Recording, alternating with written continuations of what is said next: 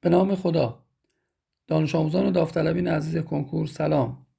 به کلاس زیستشناسی تصویری خوش آمدید. دکتر نجفپور هستم و در خدمت شما هستم در این جلسه با بررسی نکات مربوط به شکل 3 از فصل 6 کتاب زیستشناسی 12.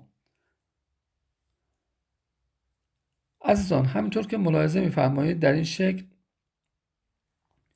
طول موج‌های مربوط به رنگیزه‌های مختلفی که در فتوسنتز شرکت می‌کنند رو دارین ملاحظه می‌فرمایید.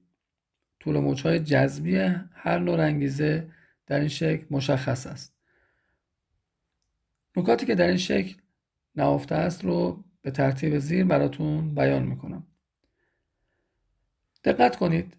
با توجه به زیرنویس شکل متوجه میشیم که نمودار سبز رنگ طیف جذبی مربوط به کلروفیل آ رو نشون میده و نمودار قرمز رنگ طیف جذبی مربوط به کلروفیل ب رو نشون میده و نمودار آبی رنگ طیف جذبی مربوط به کاروتنوئیدها رو نشون میده.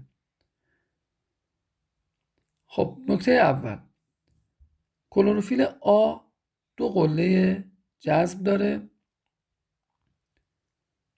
یکی در محدوده 400 تا 450 نانومتر که مربوط به نور بنفش هست و دیگری طول موج بین 650 تا 700 نانومتر که مربوط به نور قرمز هست.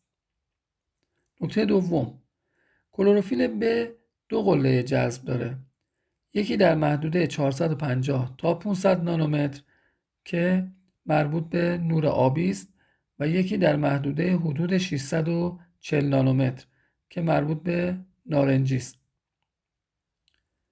کاروتنوئیدها 1 قله جذب دارند در محدوده بین 450 تا 500 نانومتر که مربوط به نور آبی و تا حدی هم سبز هست.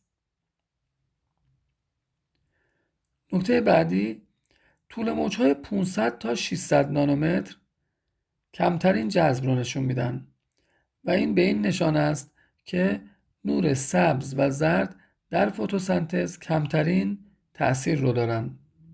به همین خاطر است که گیاهان نور سبز و زرد رو منعکس میکنن و ما گیاهان رو به رنگ سبز یا سبز روشن میبینیم. نکته بعدی، حداکثر جذب نور توسط کلروفیل ب و در محدوده بین 450 تا 500 نانومتر، یعنی در محدوده نور آبی است. و اما نکته بعدی، در محدوده 400 تا 500 نانومتر کارایی کلروفیل ب از کلروفیل آ و کاروتنوئیدها بیشتر هستش. یعنی بیشترین جذب رو کلروفیل ب در این محدوده داره انجام میده، در حالی که در محدوده 600 تا 700 نانومتر بیشترین کارایی مربوط به کلروفیل آ هست و بیشترین جذب رو کلروفیل آ داره انجام میده. و نکته بعدی، در بعضی نقاط ملاحظه میکنید که کارایی جذب کاروتنوئیدها از کلروفیل ب بیشتر هستش که محدوده 400 تا 450 نانومتر هست و در بعضی بخش‌ها ملاحظه می‌فرمایید که کارایی جذب کاروتنوئیدها از کلروفیل ب هم بیشتر هستش. این محدوده‌ها مربوط میشه به حدود طول موج 500 نانومتر.